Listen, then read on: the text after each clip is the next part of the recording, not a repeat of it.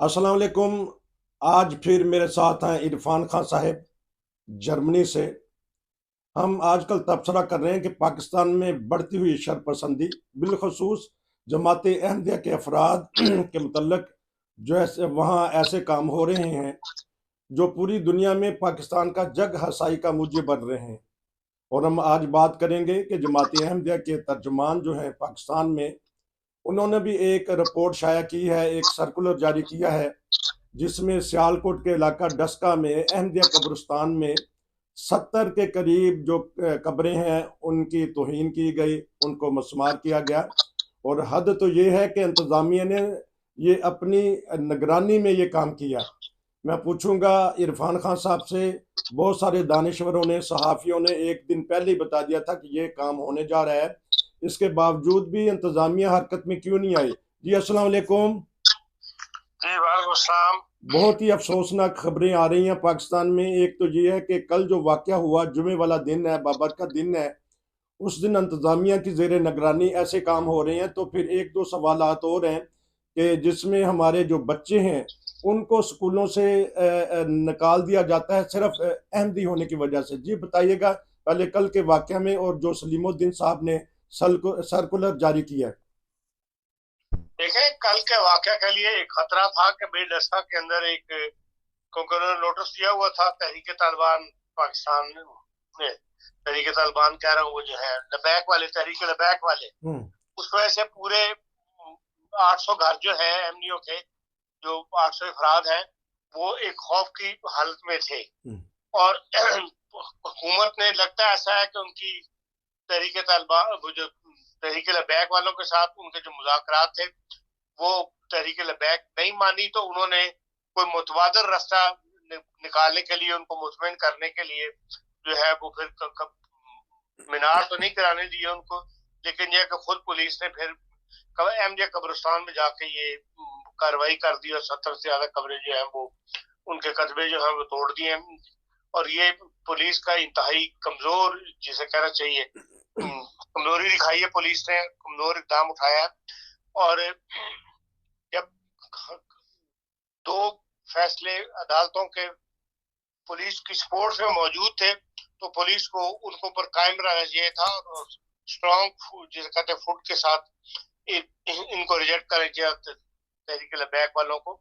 लेकिन बहरहाल हुकूमत ने कमजोरी दिखाई है रियासत में, और ये कार्रवाई डाल दी। इस किस्म की कार्रवाई करने से कि चलो ये ना कर लो तो इससे एक छोटा इकदाम उठा लेते हैं हम, या कब्रों की बेहरमती कर लेते हैं। एक तो ये कब्रिस्तान प्योर अहमदिया कम्युनिटी का कब्रिस्तान है, उसमें ये नहीं है कि दूसरे भी दफन है। ये है रस्का में, कहूँगा जमात बड़ी है, तो एक जमाने में तो काफी बड़ी जमात थी सियालकोट के एरिया के अंदर, तो वहां पे सबने अपनी जिम्मेदारों ने, अहमदी जिम्मेदारों ने जमीनें देखे तो अपने अपने कब्रिस्तान बनाए हुए हैं। और वहां पे इस किस्म का इकदाम करना पुलिस की निगरानी में जाके जो है इंतहाई जालमाना फेल है, जिसकी जितनी भी मजम्मत की जाए कम है। और पाकिस्तान की सोसाइटी जब तक नहीं उठेगी, जिस तरह 2-4 प्रोग्राम हुए हैं, इसी तरह और जो तंजीमें हैं उनको भी इस पर बयान जारी करना चाहिए। खुली जाहरियत है कि भाई कब्रों को, जो 50-60 साल हो गए लोगों को फौत हुए हुए, और उनकी कब्रें जो है जाके उन्होंने कस्बे उखाड़े हैं। इसके खिलाफ जब तक जो अवामी रद्द-ए-अमल सामने नहीं आएगा, उस वक्त तक इनको कानून नहीं होंगे। फिर पुलिस भी जो है वो दबेगी, जब अवामी रद्द-ए-अमल सामने आए तो फिर पुलिस को भी जरा होश आएगी और उनको इस किस्म के इकदाम उठाने से पहले सोचना पड़ेगा।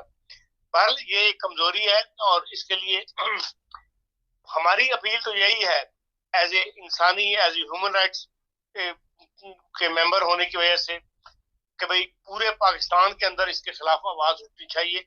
सोसाइटी के हर फर्द को इसके खिलाफ आवाज बुलंद करनी चाहिए और बयान देने चाहिए, ताकि ये सिलसिला रुक सके। वरना ये बढ़ता चला जा रहा है। एक साल के अंदर वो कह रहे हैं 32 वाकयात जो है इस साल हुए हैं। और इनको रोकने, कहीं तो इनको ब्रेक लगनी चाहिए ना।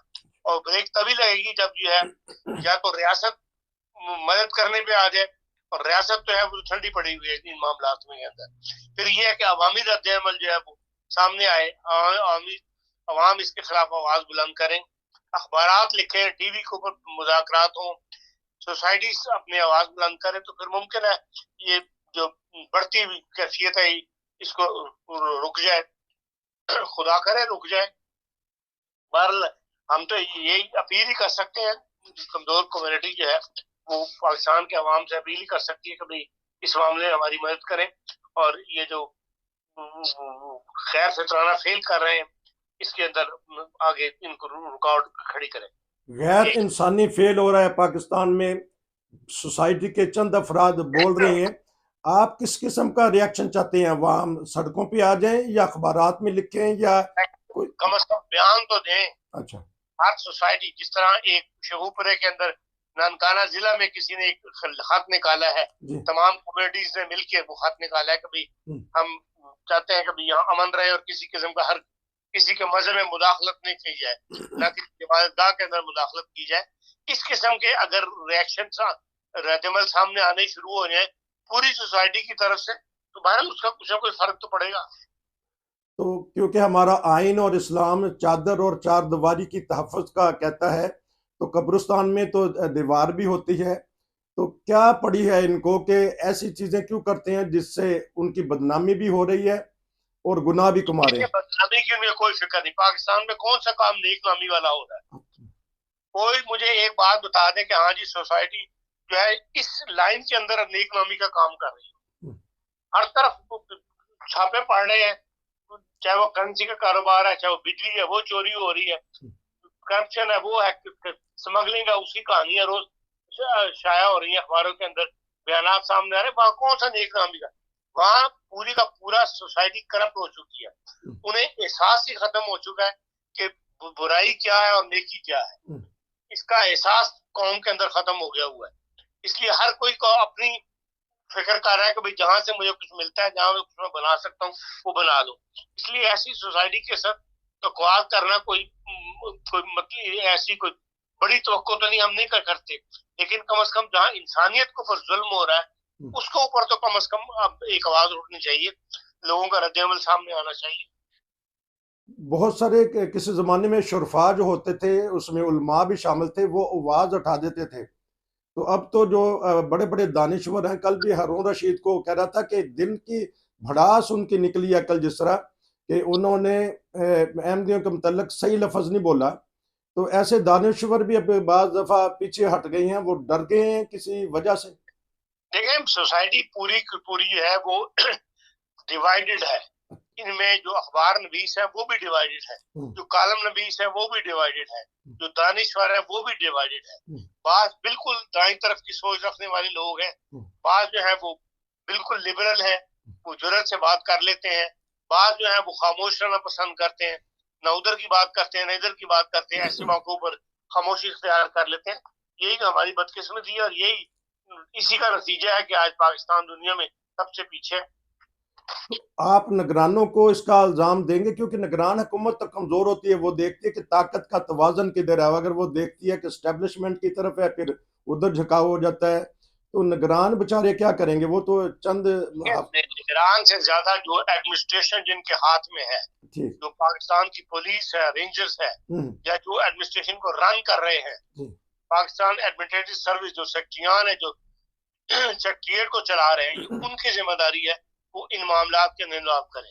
निगरान तो अब इंतखाबात के नाम के ऊपर कुछ अरसे के लिए आए, वो अमन अमाना कायम रखना उनकी जिम्मेदारी है, लेकिन वो उस तरह उस तरीक पर कह सकते हैं कि हम तो इलेक्शन करवाने के मसरूफ है इसलिए हमारी तवज्जो इस तरफ नहीं है। लेकिन डे टू डे अफेयर जो चला रही है सेक्रेटरिएट, जो रियासत के इदारे हैं, उनको ज्यादा अदा करना चाहिए।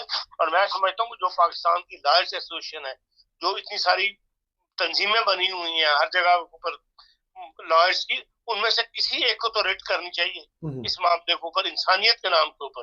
कम से कम जो पाकिस्तान कमीशन है आपका हुकूक इंसानी का, उन्हीं को रिट करनी चाहिए सुप्रीम कोर्ट के अंदर कि जी ये बंद करवाओ, ये हुकूक इंसानी की खिलाफ वर्जी हो रही है, मुर्दों को कब्रों को 70 कब्रों को कर रहे हैं।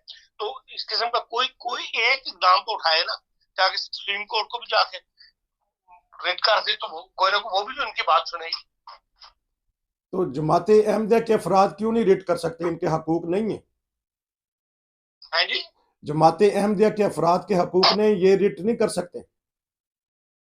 जमात अहमदिया ने जब भी वहां पे वो की है, रिट की है, उसका कोई अच्छा रिजल्ट नहीं निकला है। अच्छा। क्योंकि पंजाब का मामला है ज्यादा, और पंजाब की हाई कोर्ट जो है वो ज्यादातर तासुब दिखाती है। आपको पता है 42 जज है वहां पे हाई कोर्ट में, पता नहीं किसके उसमें 5 या 6 जज हैं जिनको आप कह सकते हैं कि हाँ वो लिबरल है या वाकई इस कैलिबर के हैं कि उन्हें हाई कोर्ट का जज बनना चाहिए। वहां भी सिफारशी बत्ती हुए हैं। इसलिए जो माजी का तजर्बा है वो ऐसा ही है कि जो जमात अहमदिया की फर्दों ने रिट की थी, वो जो अपने कमर अदरीस साहब ने जो रिट की थी सुप्रीम कोर्ट के अंदर, आपने देखा सुप्रीम कोर्ट के जज ने किस तरह उनको रुलाया। कहाँ वो बेचारे कराची से आते थे पिंडी मुकदमात के अंदर, और कभी तारीख पड़ जाती थी, कभी मुकदमा नहीं समझ आता था, डेट पड़ी कि वक्त नहीं बचा। और जिस तरफ बहस को लेके चल पड़े थे इफ्तिखार चौधरी साहब, उससे साफ पता लग रहा था कि ये हमारे खिलाफ एक और फैसला दे देंगे। फिर कमर अदरीस साहब ने बेहतर ये समझा कि उन्होंने डेट वापस ले ली अपनी। इसलिए ये खतरा भी तो हमारे साथ मौजूद है ना। अच्छा, एक ये बताइएगा कि बहुत सारी बातें जब खबरें वहां पता चलती हैं कि आके इंतजामिया जो कैमरे वो तोड़ देती है, किसी को फिल्म नहीं बनाने देती। अगर ये इतना ही नेकी का काम है तो इनको तो खुद फिल्में बना बना के अपलोड करनी चाहिए।